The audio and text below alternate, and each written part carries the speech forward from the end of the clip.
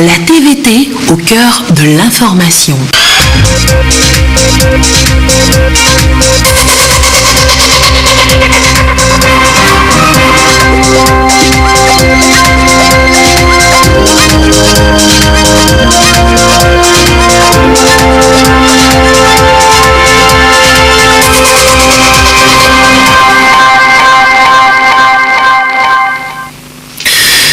Madame, Monsieur, bonsoir. Bienvenue sur la télévision togolaise pour le journal du soir. Voici le sommaire. Les élections municipales partielles dans les 5 communes, elles ont eu lieu ce jeudi. Les électeurs ont pris d'assaut les bureaux de vote tôt ce matin pour choisir leurs 63 conseillers municipaux restants. Le président de la CENI s'est rendu dans la commune AV2 pour apprécier le déroulement du scrutin. Le constat dans ce journal. La célébration ce jeudi de l'Assomption, l'élévation céleste de la Vierge Marie, l'avocat des chrétiens catholiques. Nous irons à la cathédrale Sacré-Cœur Jésus de Lomé pour la grande messe dite ce matin par l'archevêque de Lomé. Et puis l'excellence des meilleurs candidats aux différents examens de 2019, récompensés cette année encore par la Fondation Nanané. Les lauréats sont repartis avec des enveloppes et du matériel didactique, une manière de les amener à faire plus. Voilà pour les titres. Bienvenue dans le 20h. C'est effectif, le scrutin partiel dans les 5 communes, Oti Sud 1, Bassa 4, AV2, Wawa 1 et Dio 4 a eu lieu ce jeudi. Les électeurs étaient hors une pour choisir leurs 63 conseillers municipaux restants. Le président de la CENI s'est rendu ce matin dans la commune AV2 pour plus précisément à Képé, Ngwempé et Badia pour s'assurer du bon déroulement des opérations de vote. Que peut-on noter de cette tournée? Les réponses avec Ferdinand Diassoa. Jeudi 15 août 2019, nous sommes à l'école primaire publique de Noépé dans la préfecture de Lavé. Il sonne 9h20 et Mefa, 22 ans, est venu accomplir son devoir civique. Je viens de voter et j'invite tout le monde de venir voter. Comme elle, les électeurs que nous avons rencontrés dans ce centre de vote retrouvent leur nom sur la liste, remplissent les formalités, puis passent dans l'isoloir. Les choses se passent en toute tranquillité. Et je pense que les citoyens ont compris l'importance de ce vote, qui est un vote pour la proximité. Les gens que nous allons élire vont s'occuper de leur quotidien, de leur proximité. Et donc, je pense que c'est une élection majeure et tout le monde l'a bien compris. Et je me félicite que les choses se passent dans un calme qui permettra à une équipe désignée par les citoyens de diriger désormais notre commune. Nous y étions encore lorsque Tiambakou Ayassor, président de la CENI, est venu constater de visu le déroulement des opérations de vote, comptant pour les partiels dans les zones retardataires. Que ce soit à Noépé, à Aképé ou à Badja, partout où le président est passé dans la commune de la V2, le constat est le même. Tout se déroule normalement. Les bureaux que nous avons visités se sont ouverts à bonne heure, c'est-à-dire dès déjà 7 heures. Aucun des bureaux ne nous a signalé de problème de ce côté. Également sur le plan de l'organisation, les membres des bureaux de vote sont en place, les délégués des candidats sont également en place, l'ensemble du matériel est en place. Depuis 2-3 jours, nous insistons sur la nécessité de maintenir un état de sérénité sur l'ensemble du processus pour que les résultats auxquels nous allons aboutir soient des résultats attendus et acceptés par tous. D'où nous insistons sur ce que nous avons appelé l'intégrité du scrutin. Nous insistons sur la fiabilité des résultats. Nous profitons pour redire à l'ensemble des candidats que la compétition électorale est un débat d'idées, une présentation de programme et une approche pour solliciter l'électorat pour qu'il vote pour les uns et les autres. Ce n'est pas du tout un appel à la violence. En faisant le tour d'horizon de l'ensemble des communes qui devaient voter ce matin, globalement les équipes de terrain, aussi bien les présidents de CELI que les superviseurs qui sont en place, nous ont rapporté qu'il y a un état d'avancement normal et appréciable du processus. notre pays est dans la paix et nous souhaitons vraiment que ces locales qui consacrent l'effectivité de la démocratie à la base, que ces élections soient également une pierre de plus dans l'édification de la normalisation de la vie politique dans son ensemble. Au total, 5 communes sont concernées par ces partiels, à l'issue desquels seront élus 63 conseillers municipaux.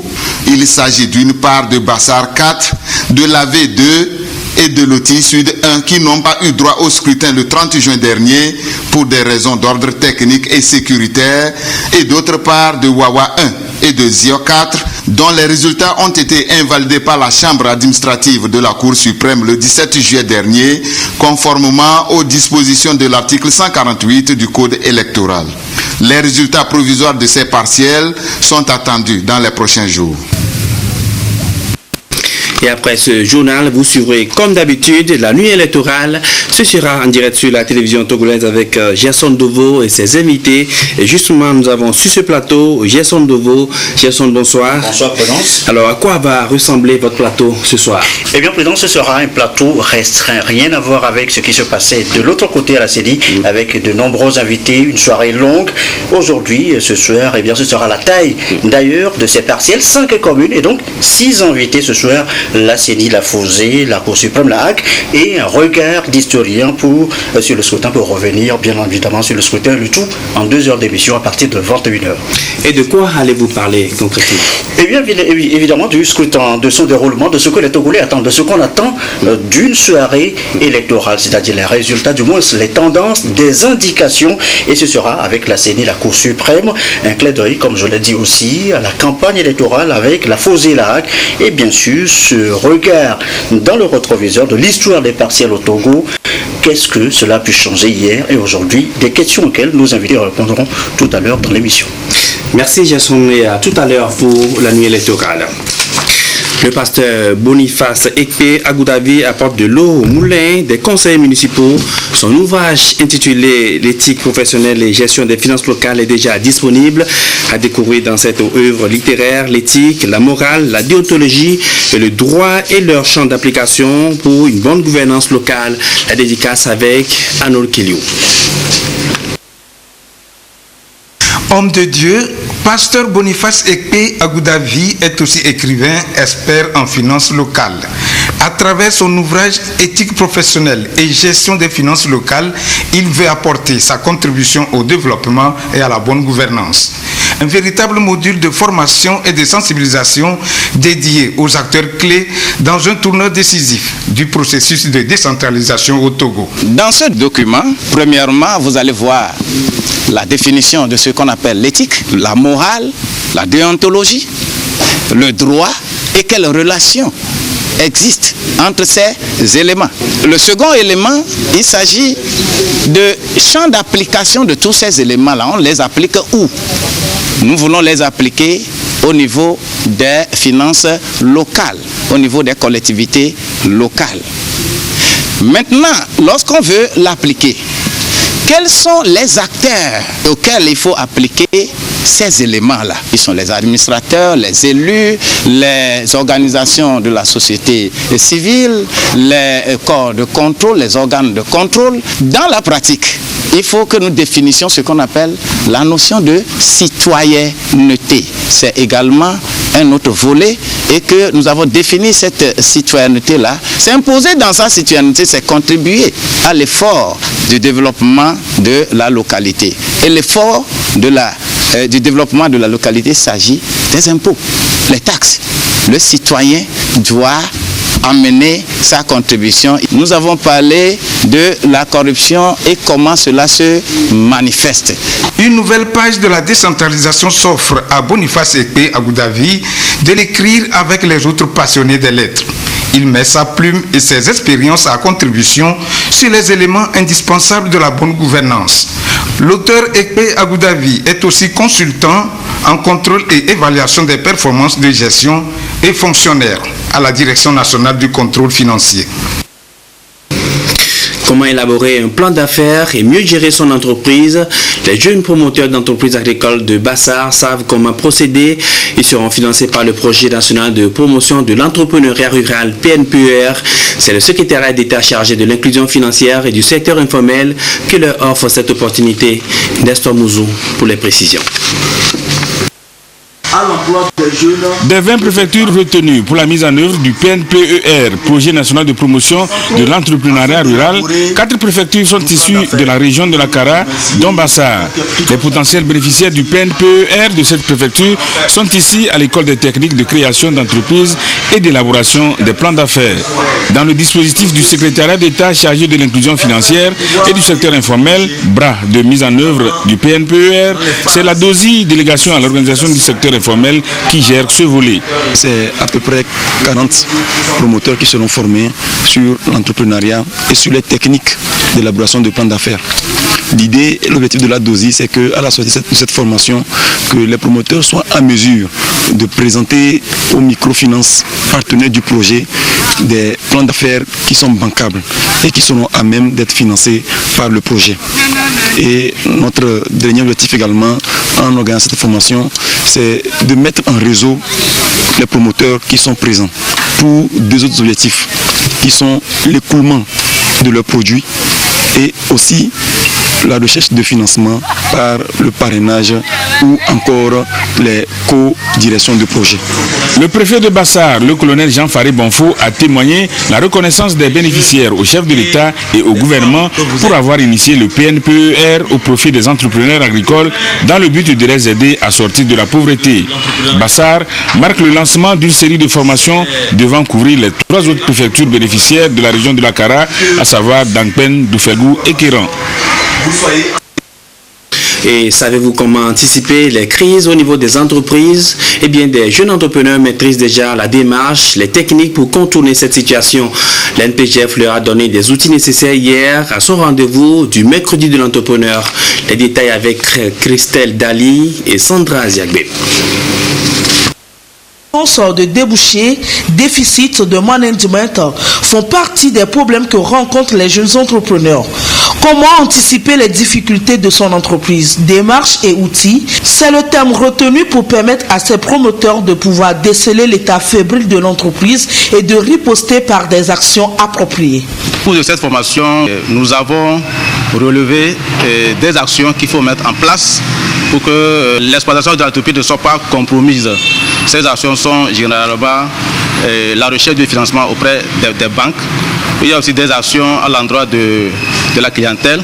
Il faut que le service commercial fasse des efforts pour relever le niveau des ventes, pour assurer des encaissements de fonds pour l'entreprise. 30% des entreprises ont fermé leurs portes entre 2010 et 2015. Un constat du centre de formalité des entreprises CFE, ce qui a amené la NPGF à cette formation pour qu'elles se maintiennent et accroissent leurs revenus. Occasion également de faire la promotion des produits et services made in Togo. Nous avons voulu savoir quelles sont les entreprises qui rencontrent des difficultés inhérentes même à la gestion de leur exploitation. Alors, dès que les résultats sont tombés, nous avons souhaité partager ces résultats-là avec nos opérateurs économiques. Choco Togo a de très bons produits. Le chocolat qu'il présente est 100% togolais et le produit est très bien apprécié au Togo et aussi à l'extérieur. Nous avons voulu faire la promotion de son produit. L'Agence nationale de promotion et de garantie de financement des PME-PMI, initiatrice du concept mercredi de l'entrepreneur, forme sur des thématiques liées à la création et gestion d'entreprises. Une génération sans sida à l'horizon 2030 au Togo. L'engagement continue au niveau du Conseil national de lutte contre le sida, les infections sexuellement transmissibles et d'autres acteurs engagés dans ce combat. La nouvelle donne, c'est d'accélérer la riposte avec un plan conjoint de l'ONU SIDA au Togo. Le plan a été présenté hier à Lomé. Que prévoit-il et quelle sera sa valeur ajoutée? Les réponses dans ce reportage de Sichopé Tengue et Guillaume Egbakou. Les agents du système des Nations Unies se mettent ensemble pour accompagner le Togo dans sa lutte contre le VIH-Sida. Et c'est à travers un programme conjoint de riposte nationale au VIH-Sida qu'ils ont élaboré pour la période 2019-2020. Ce plan stratégique qui définit les grandes orientations et les actions à mener pour venir à bout de cette pandémie est arrimé au plan national de développement PND. Élaboré donc dans un processus inclusif, ce document fait ici objet de validation. L'État togolais n'a pas croisé les bras et c'est en cela que justement il continue de mobiliser les ressources. Et ces ressources proviennent pour l'essentiel du système des Nations Unies à part le Fonds mondial. On a pu noter que le système des Nations Unies, d'après le rapport REDES que nous avons élaboré, a pu mobiliser et faire dépenser plus de 4 milliards dans la lutte contre le sida pour une année. Le système des Nations Unies veut donc contribuer à la réduction des nouvelles infections du VIH-Sida au Togo, ce en facilitant une meilleure exécution du plan stratégique national de lutte contre le sida 2016-2020. Ce deuxième axe de ce programme conjoint dédié au renforcement de la cascade du dépistage et du traitement répond plus aux besoins exprimés par le gouvernement. On sait qu'aujourd'hui, si le Togo peut être dans la voie d'éliminer la transmission de la mère enfant du VIH, si on accélère les interventions et si on continue les efforts. Le deuxième axe, pourquoi? C'est parce qu'il y a les questions de gouvernance, c'est-à-dire la question de partenariat, de mobilisation de ressources qui est importante si on veut maintenir ces objectifs d'atteinte des 3,90. Ce budget d'exécution de ce plan conjoint est estimé à 1,435 milliard de francs CFA, dont 40% restent à mobiliser pour les activités de l'année 2020. Voilà, un reportage présenté par Medina Salami. Et vous en souvenez, il y a quelques jours, nous avions montré ici les visages des meilleurs élèves au BPC 2019. Dans 3 ans, ils auront eux aussi ce privilège donné à leurs aînés qui ont décroché le bac 2 cette année avec brio. Les 30 meilleurs bacheliers à 2019 ont découvert les différentes sections de l'aéroport international Gnassingbé Adema de Lomé. Cette visite a beaucoup inspiré la plupart d'entre elles. D'autres ont même choisi sur place leur carrière professionnelle et ces bacheliers ont été encouragés également avec du matériel informatique. Les précisions de Sonia Menikbo.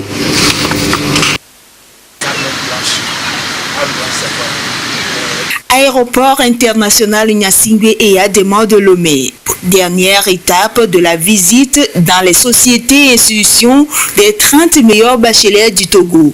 Nous sommes à l'entrée d'accès au hall d'embarquement.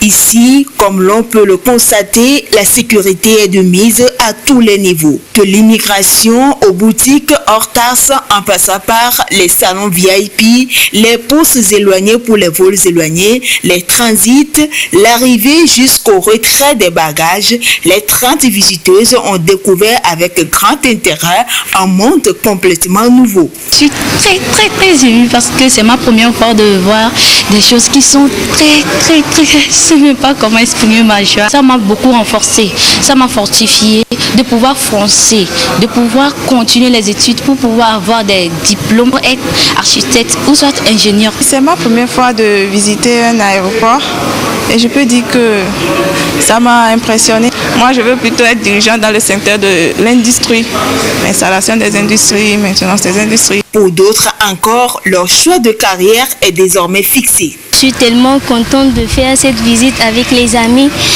D'après les explications, c'était tellement bon. Donc, je suis tellement contente de faire cette visite. Ça m'a vraiment inspirée. Donc, j'ai désiré devenir une hôtesse de l'air. Plus tard dans l'après-midi, les lauréates du bac session 2019 ont reçu chacune un kit composé d'un ordinateur et d'un sac au dos. Des kits pour encourager ces filles dans leurs études supérieures. Ce matériel va tout d'abord me servir de m'informer, améliorer mes compétences, être beaucoup plus connectée, d'être beaucoup plus ouverte. Un sincère merci au gouvernement, merci à tous les acteurs qui ont participé de près ou de loin à la réussite de cette initiative. L'initiative est portée par le ministère en charge de la promotion de la femme avec l'appui du PNUD. Elle entend faire la promotion de l'excellence des jeunes filles en général et en particulier celles qui sont dans les filières scientifiques et technologiques. Encourager et promouvoir l'excellence académique des filles est l'une des stratégies que le gouvernement a retenues pour réaliser un développement inclusif et durable. L'acte que nous posons ce jour représente pour nous un défi que nous nous engageons à relever pour réduire de façon progressive les inégalités de genre en vue d'assurer le développement harmonieux de nos communautés et de notre pays. Cette cérémonie de remise marque ainsi l'apothéose de la semaine de visite des lauréates entamée depuis mardi. La démarche cadre bien avec la vision des plus hautes autorités du pays, à savoir faire des jeunes filles et des femmes des actrices du développement. Je lauréate de cette année, avenir de ma famille, avenir de mon...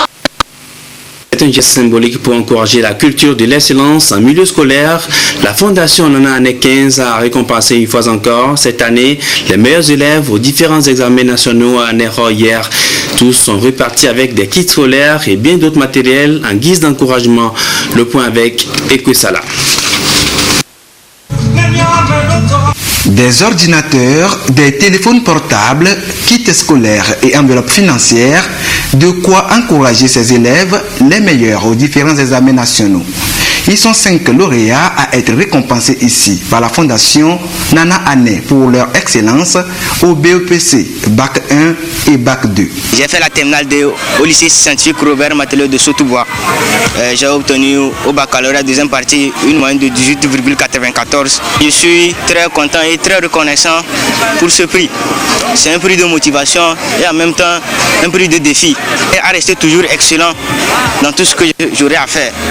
J'ai obtenu mon BPC avec une moyenne de 19,94. Je remercie la fondation du roi car il nous a honorés d'un présent. Je lui dis merci et ce présent est une source de motivation pour nous. Pour le compte de la préfecture des Lacs, des prix meilleure moyenne ont été également offerts aux lauréats de la 6e en 3e et du CM2. Par matière et par classe, une centaine de récipiendaires est repartie avec des kits scolaires. J'ai eu le 3e prix en anglais avec 19 de moyenne. Ce prix pour moi est une motivation de travailler dur pour avoir encore d'autres prix, pas seulement pour l'anglais, mais pour d'autres matières. Sur les 50 bacheliers mention très bien au bac de 2019, la préfecture des Lacs n'a enregistré aucun. Le responsable de la fondation Nana Année 15 veut désormais mettre la barre très haute les années à venir pour ne primer que les plus méritants. Comme quoi, le plan national de développement a besoin des personnes excellentes pour l'atteinte de ses objectifs. À partir de la rentrée prochaine, nous n'accepterons plus les 14 de moyenne. Nous passerons pour la première année à 15, la deuxième année à 16 et l'année 21-22 à 17. Puisque nous sommes dans un programme d'excellence, l'excellence, ça se mérite. Le chef de l'État a tiré sur la sonnette d'alarme, l'a démontré tout récemment en créant un système d'excellence à la présidence de la République, système dans lequel sont inscrits des enfants de haut niveau pour être préparés à conduire le BND. Nous devons tous nous inscrire dans cette démarche et accompagner les initiatives de l'État. À Nero, il nous faut nous retrouver, repenser notre système pour que nous puissions être au rendez-vous national auquel nous sommes absents aujourd'hui. Les meilleurs établissements scolaires également primés. Des distinctions honorifiques ont été décernées à certaines personnalités en guise de récompense pour le service rendu à la Fondation. Elles sont faites membres d'honneur de la Fondation Nana Année 15. Et parlant d'éducation, l'orientation scolaire et professionnelle est l'un des problèmes qui touche la jeunesse scolarisée et sans emploi. Comment corriger le tir? La Coalition nationale togolaise pour l'éducation pour tous apporte sa contribution. Elle a coaché les jeunes membres des organisations de jeunesse sur l'orientation et la formation professionnelle. La CNTEPT est accompagnée dans cette démarche par la NPE et le cabinet SPID. Le point avec Yasmine Kodia. Elles sont des organisations de jeunes membres de la Coalition nationale togolaise pour l'éducation pour tous. Venus de toutes les régions du Togo, les OSCE ont été outillés par les spécialistes en orientation scolaire et professionnelle. Un atelier que trouvent pertinent les participants. Il faut communiquer avec l'enfant pour savoir qu'est-ce que cet enfant-là veut faire de sa vie, qu'est-ce qu'elle veut devenir. Lorsqu'on n'a pas cette capacité de l'orientation, il y a des spécialistes. Les participants ont pour mission de multiplier auprès des élèves et jeunes ces informations selon lesquelles l'orientation ne s'improvise pas et ne doit pas être imposée à l'enfant. Les élèves ne font pas l'effort d'aller à la recherche de l'information. Les élèves sont beaucoup plus attentistes. Ils pensent que leur réussite est un passeport pour tout.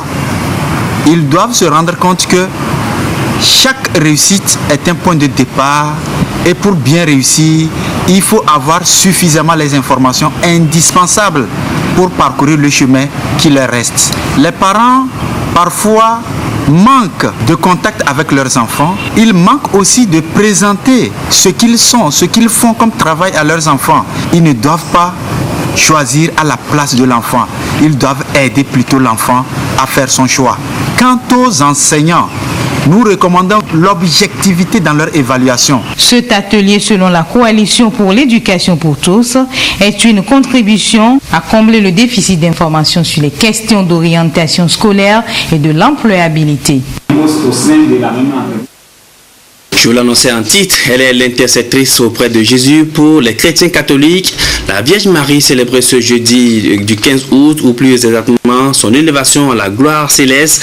L'Ascension marquée donc par une grande messe à la cathédrale Sacré-Cœur de Jésus de Lomé, messe dite par l'archevêque Monseigneur Denis Amouzou Diakba. Et sur place, les fidèles catholiques ont commémoré ce mystère glorieux de la Vierge Marie auprès de son fils. Le récit de Honoré Boulissatom, Robert Potogbe avec Ekwesala. Après Ascension, c'était la Pentecôte. Très tôt ce matin, jour de l'Assomption, Emmanuel et Julien, deux fidèles catholiques, se retrouvent au pied de la statue de la Vierge Marie dans la grotte du Sacré-Cœur junior de la cathédrale. Tous deux de la congrégation perpétuelle Secours et Légion de Marie, ils font partie de ceux qui croient en cette élévation de la Vierge Marie, celle pour qui ils ont chacun une dévotion particulière. Cette fête nous demande de vénérer Maman Marie, de lui accorder sa place qu'elle a occupée dans sa vie. Elle est la source de grâce. Par elle, nous sommes sauvés. Sans Maman Marie, nous n'aurons pas Jésus-Christ aujourd'hui, parce qu'elle est notre mère. Et Jésus même nous l'avait confié. Quand elle était sur la croix, il a dit à Jean, Jean, voici ta mère. Mère, voici ton enfant. Nous, catholiques, nous la considérons. Notre venue sur terre, si ça ne veut pas aboutir à l'entrée dans le royaume des cieux, ça ne vaut vraiment pas la peine. Mon intention est de prier Dieu par l'intercession de la très sainte Vierge Marie, pour qu'à la fin de mon séjour terrestre, je puisse moi aussi partager la gloire qu'elle partage aujourd'hui avec son Fils.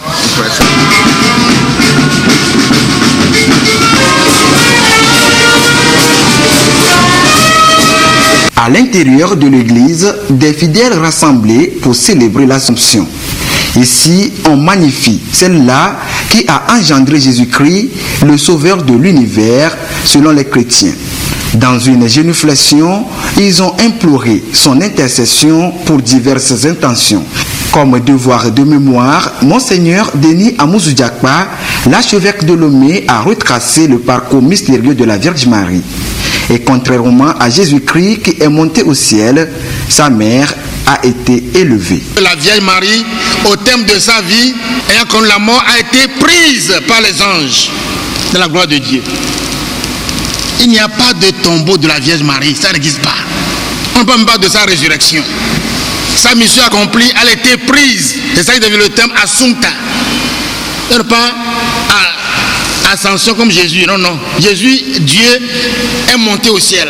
La Vierge Marie a été prise. La mission est terminée. Pour être avec Jésus dans la gloire. C'est ça l'Assomption. Ce qui est déjà arrivé à Marie dans le Christ Jésus doit arriver à l'église et à chacun et chacune de nous. Là où est Marie, nous devons être aussi là-bas. Ce qui est important pour nous, bien chers frères et sœurs, c'est de nous décider à vivre du mystère de l'Assomption de Marie. Et vivre de ce mystère, c'est d'abord accepter que Marie ait tous les droits sur toute notre personne.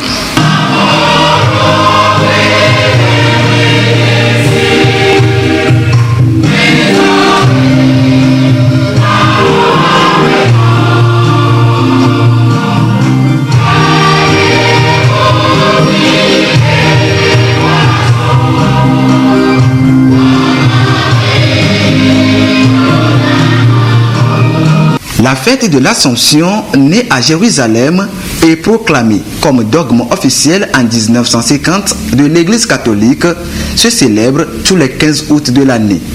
Elle commémore à la fois la mort et le couronnement de Marie. Ces fidèles ont aussi prié spécialement pour les 12 ans de l'ordination épiscopale de Monseigneur Denis Amouzou Diakwa comme archevêque le 15 août 2007. Également ce jeudi de l'Assomption, elles se sont donné rendez-vous à Clémé-Zanguera pour leur convention annuelle. Les femmes des églises des Assemblées de Dieu du Togo, département du ministère des Femmes Région Golfe, veulent redynamiser leur organisation. Ce matin, elles ont partagé les bonnes pratiques pour réussir leur mission. Yasmine Kodia.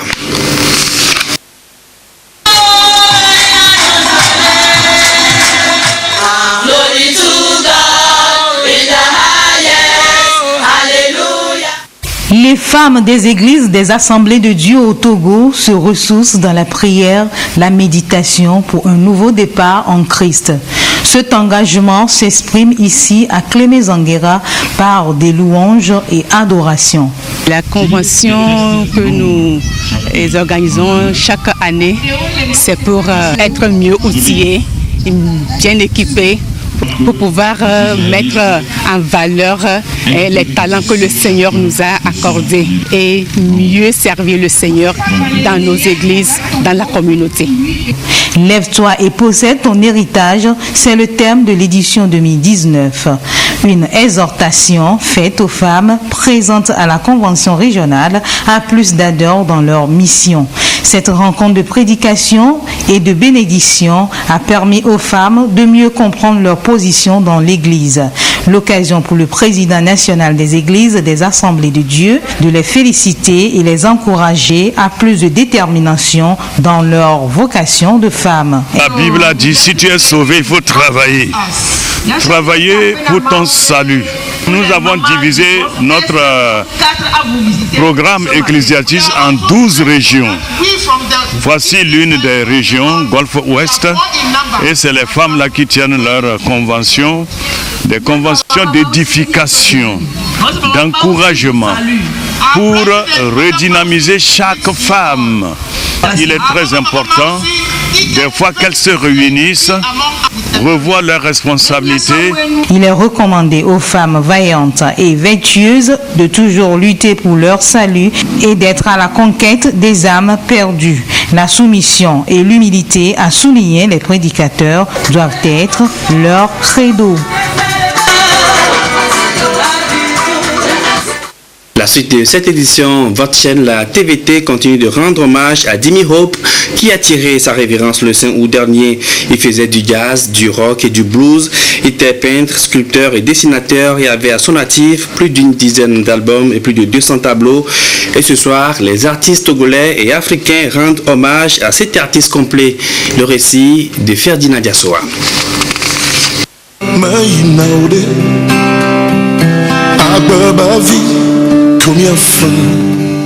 Bluesman, rocker, peintre et sculpteur togolais, l'artiste pluridisciplinaire Jimmy Hope s'en est allé en début du mois d'août, laissant derrière lui un héritage artistique.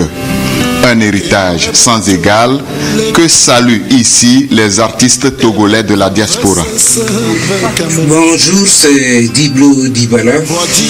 J'ai appris la nouvelle de la mort de c'est Jimmy Hop, ce grand artiste, mais ça nous a vraiment fait mal. Et donc là, je viens juste présenter mes condoléances à toute la famille musicale et la famille biologique. Que son âme repose en paix. On est tous ensemble. Merci du Togo. Je vous souhaite mes condoléances. Moi, je m'appelle Jean-Marie Bonagassa, je suis du Congo. Je suis artiste musicien comme lui. Et je vous aime tous. Bisous.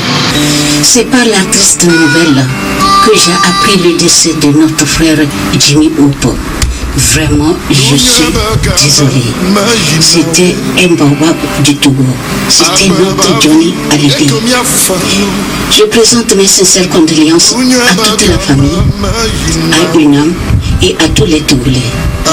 Qu'il se repose en paix, que la terre lui soit légère. Salut Jimmy, c'est ta soeur Célia Johnson à Blamba. Ah, c'est le chemin de tout le monde. Un jour, notre tour viendra aussi. Dors en paix, que la terre te soit légère. Togolais, Togolaises, souhaitons bon voyage à notre frère Jimmy. Je vous aime. Vous écoutez la voix mouvement Ezaba côté Oyo Nyaki Nyakana quoi. Je suis là pour rendre hommage à notre célèbre rocker d'Afrique, Jimmy Hope. Celui qui a beaucoup fait pour le Togo, beaucoup fait pour l'Afrique. Amemanoa monsieur, eyena mezwanea. Nane manoa monsieur, eyena mezwanea.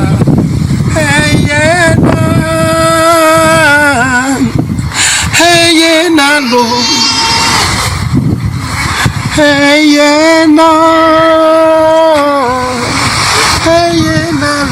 L'homme s'en est allé, mais l'œuvre demeure à jamais. 200 tableaux et 15 albums, la plupart focalisés sur la vie et l'espoir. Voilà le palmarès de l'homme que pleure encore le Togo et l'Afrique tout entière.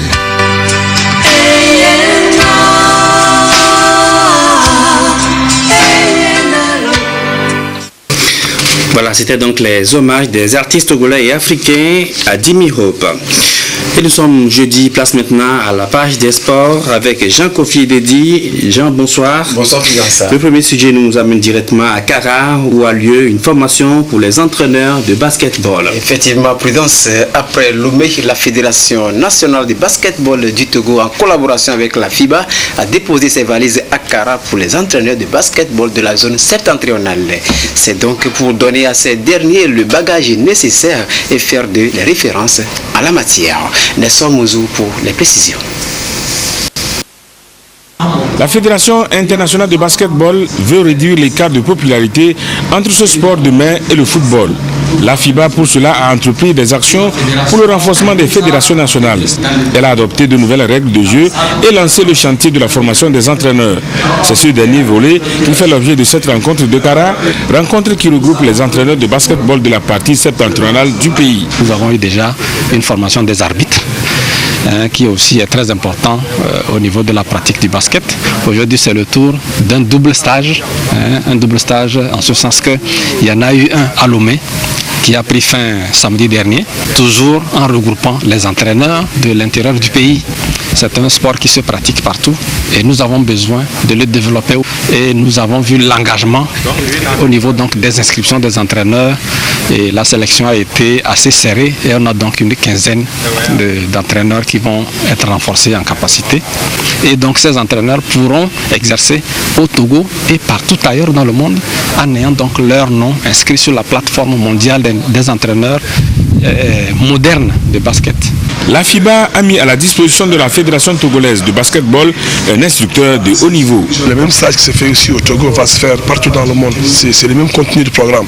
Donc c'est un livre qui a été mis en place depuis 2016 et on commence à le pratiquer partout dans le monde. Le basketball en pleine mutation, on a besoin tous de commencer par le même niveau, par le bas du tableau, qui est le level 1, qu'on a commencé ici à Kara. Et je crois que dans 2 ans, s'il y a des entraîneurs qui sont capables de tenir par rapport à cette première formation, qui vont attaquer la deuxième formation dans 2 ans. Donc c'est un programme qui a les b.a.-ba du basketball, c'est-à-dire entraîner les jeunes de moins de 14 ans. La formation va durer 1 semaine et le préfet de la COSA est fortement impliqué dans l'organisation. Le colonel Hemo Badjibabakali a émis le vœu de voir un jour l'hymne national retentir dans les compétitions internationales, mettant ainsi en relief le basketball togolais. Et de Kara, rendons-nous à Agné pour parler football, Jean, avec le tournoi de la Tabaski. La finale a été jouée le week-end dernier. Et puis disons à propos que Foudre FC a remporté le trophée du tournoi de la Tabaski à Agné en battant Mola FC sur la plus petite démarque d'1-0. Organisée par le préfet d'Agné Ezoula Agoro, cette compétition vise à apporter du sang neuf à l'équipe locale Abouossé qui dispute la 3e division. Tiens, Piotba. Des 4 formations engagées dans ce tournoi de la Tabaski, initié par le préfet d'Agné Zoula Agoro, Foudre FC en maillot bleu et Mola en rouge, ont réussi à franchir l'étape de la finale. Étape où Foudre a dû frapper une seule fois pour anéantir tout espoir de Mola de l'emporter. Foudre FC remporte ainsi la plus grosse mise de la fête de la Tabaski à Agné. Le coach nous a bien initiés et pendant les entraînements, c'est pourquoi nous sommes aujourd'hui victorieux. Pour la dernière fois, nous avons perdu à Tapamé. Nous avons joué une finale là-bas, la finale de Otonchou. Donc nous avons perdu. On est très énervé et c'est cette revanche qu'on a fait. Cette compétition va permettre au club de la localité Abouossé, aujourd'hui relégué en D3, d'avoir du sang neuf. Nous avons pensé organiser ce tournoi pour permettre aux responsables techniques de Abouossé de pouvoir encore détecter les meilleurs joueurs. Ça, c'est un premier cas. Le second, vous avez connu aussi notre ville. Avec les derniers mouvements, vous avez su que notre ville s'est fait beaucoup entendre. Et nous avons voulu aussi organiser cette coupe-là pour permettre aux populations d'être ensemble, d'oublier un peu le passé et puis se tenir la main et pouvoir soutenir le chef de l'État dans ses actions au quotidien. Un soutien au chef de l'État qui est passé aussi par l'étape des récompenses des différents acteurs de la compétition. Oui, Jean, oui. Information oui. C'est pour rappeler que demain, la JST organise le deuxième Friday Média à la maison de la presse à partir de 14h à Lomé. Et Jean, vous savez que nous sommes en vacances et les jeunes doivent s'épanouir durant ces vacances avec des programmes bien conçus. Le concept Unir Vacances 2019 est déjà lancé et pourrait combler les attentes de ces jeunes. C'est la section Union pour la République de Saint-Cassé qui en est l'initiatrice. 8 cantons de la préfecture de Saint-Cassé sont pris en compte par ce programme. Le football sport roi a ouvert le bal des activités. Gérald Agoudjou.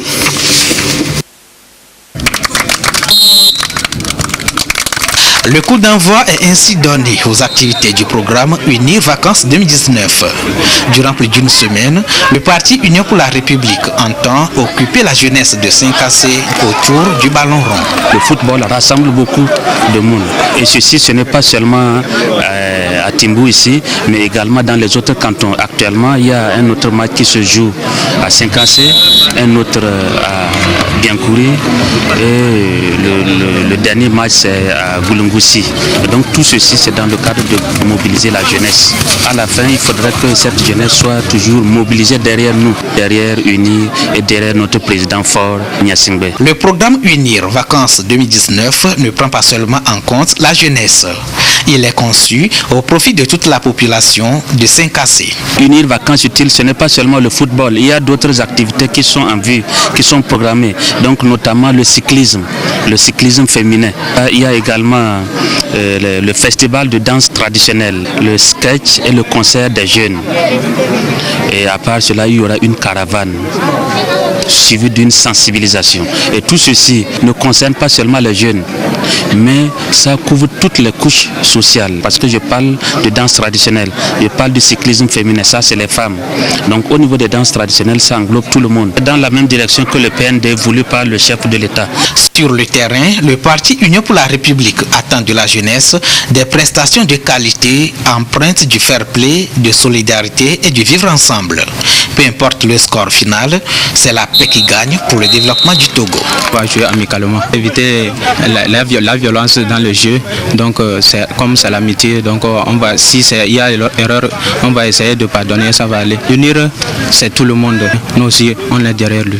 Nous, on voit que l'organisation d'UNIR, c'est une bonne idée d'avoir réuni les jeunes, quelque chose qui nous apporte, c'est-à-dire l'entente. En plus, qu'on se réunit. Concours de lecture du Saint-Coran et opérations de salubrité dans les communes 5AC1 et 5AC2 sont également au programme. La finale du tournoi de football Coupe Unir Vacances 2019 est attendue le 20 août prochain. Et ne zappez pas votre chaîne. Juste après ce journal, vous suivrez la nuit électorale avec Gerson Douvou et ses invités. Tout est mis en place déjà. C'est la fin de cette édition. Merci à vous qui l'avez suivi. Passez une bonne soirée.